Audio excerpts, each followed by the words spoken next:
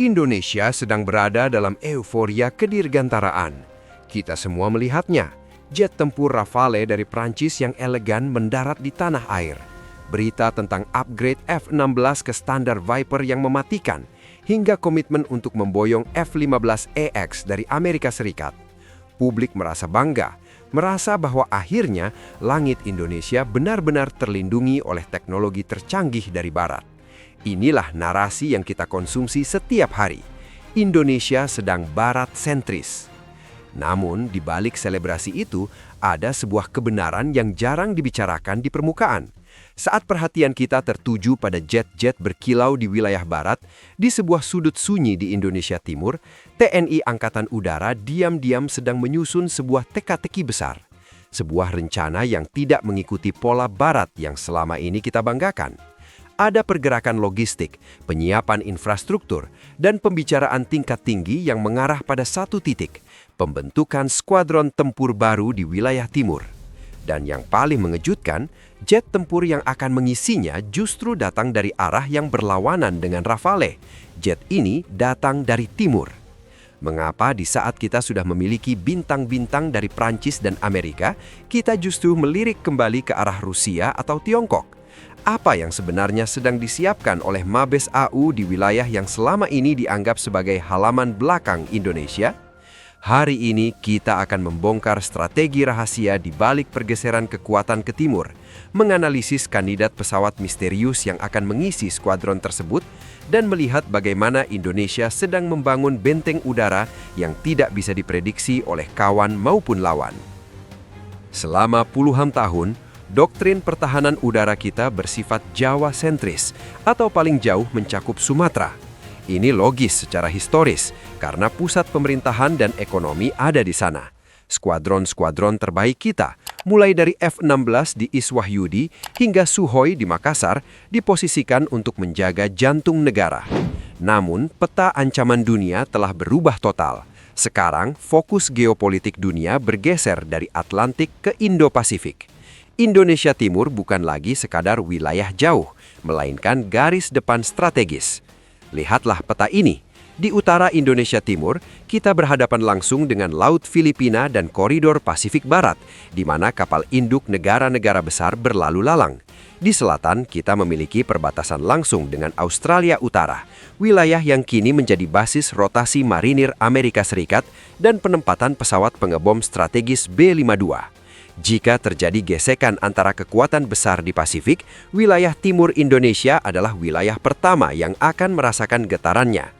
Menempatkan kekuatan di barat untuk menjaga timur adalah kesalahan fatal dalam perang modern. Waktu reaksi atau response time adalah segalanya. Jika ancaman muncul di Laut Arafura, jet tempur dari Jawa membutuhkan waktu berjam-jam untuk tiba. Itulah sebabnya memindahkan fokus ke timur bukan sekadar pilihan administratif, melainkan kebutuhan eksistensial bagi kedaulatan kita. Lalu muncul pertanyaan besar, kenapa harus jet dari timur? Jika kita sudah punya Rafale yang sangat canggih, kenapa tidak menambah Rafale saja untuk ditaruh di timur? Disinilah kecerdasan strategi pertahanan Indonesia diuji. Kita harus mengingat sejarah pahit tahun 1990-an. Saat itu, Indonesia terkena embargo militer dari Amerika Serikat. Pesawat-pesawat kita menjadi besi tua karena tidak ada suku cadang. Pelajaran berharganya, jangan pernah menaruh semua telurmu dalam satu keranjang. Saat ini, dominasi teknologi barat di TNI AU sudah sangat kuat. Rafale dari Prancis, F-16 dari AS, dan KF-21 Borame yang sedang dikembangkan bersama Korea Selatan, semuanya memiliki satu kesamaan. Mereka menggunakan standar teknologi barat yang sewaktu-waktu bisa ditekan secara politik. Jet dari timur, baik itu dari Rusia maupun Tiongkok, hadir sebagai balancing power atau penyeimbang. Keberadaan jet tempur dari blok non-barat memastikan bahwa jika suatu saat hubungan diplomatik dengan barat memanas, Indonesia tidak akan lumpuh total. Ini adalah strategi kedaulatan absolut. Jet dari timur memberikan kita kunci yang tidak dipegang oleh Washington atau Paris. Kandidat pertama dan yang paling emosional bagi publik Indonesia adalah Sukhoi Su-35 Flanker E. Jet ini adalah predator puncak dari keluarga Flanker. Statusnya di Indonesia saat ini adalah terhenti namun belum mati. Meskipun dibayangi oleh sanksi CAATSA dari Amerika, kontrak pembelian Su-35 secara teknis tidak pernah dibatalkan secara resmi oleh Indonesia. Kenapa Su-35 sangat cocok untuk Indonesia Timur? Jawabannya adalah range and endurance atau jarak dan ketahanan. Indonesia Timur adalah wilayah kepulauan yang luas dengan pangkalan udara yang jaraknya berjauhan. Su-35 adalah heavy fighter yang didesain untuk terbang ribuan kilometer tanpa perlu sering mengisi bahan bakar di udara.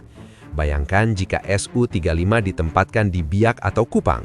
Dengan radar Irbis-I yang mampu melacak target sejauh 400 km, Su-35 mampu memberikan tekanan psikologis hingga ke Darwin, Australia. Jet ini bukan sekedar alat pertahanan, ini adalah alat deterrence atau penggetar nyata. Kehadiran Su-35 di timur akan mengirimkan pesan tegas. Kami bisa melihat dan menjangkau Anda sebelum Anda mendekati garis pantai kami.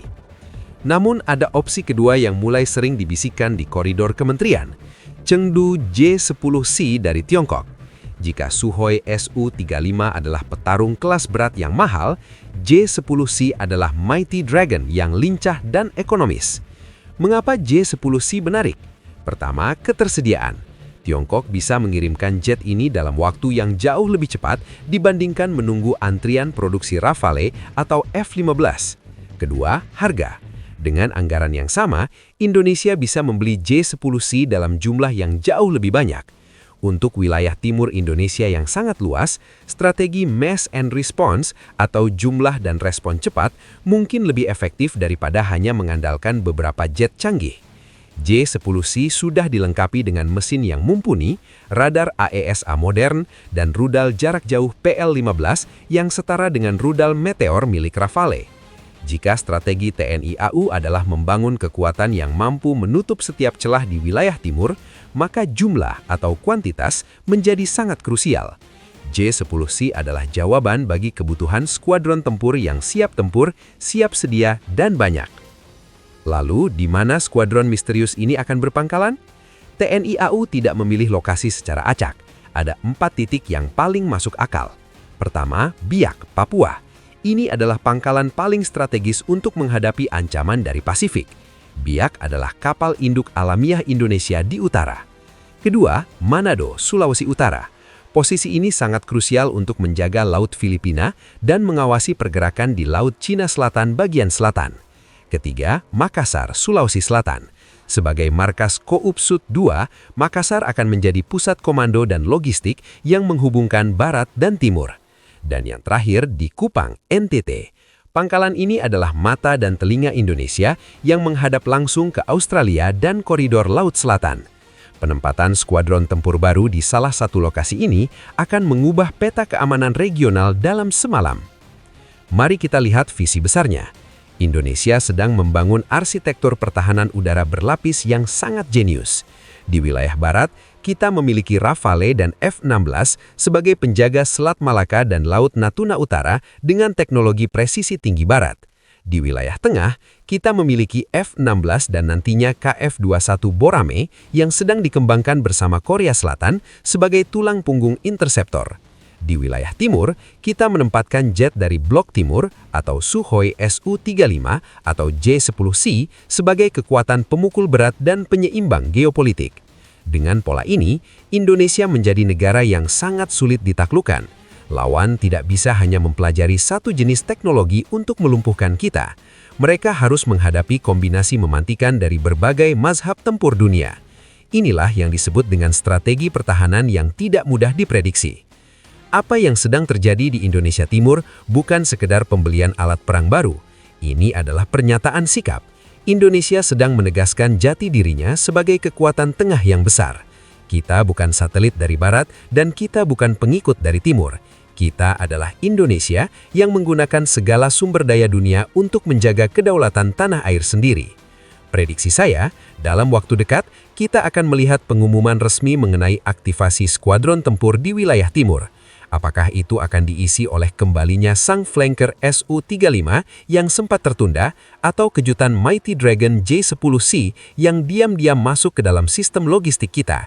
Apapun pilihannya, satu hal yang pasti, strategi diversifikasi ini akan membuat posisi tawar Indonesia di mata internasional meningkat drastis. Langit Indonesia Timur tidak akan lagi hanya menjadi lintasan awan dan keheningan.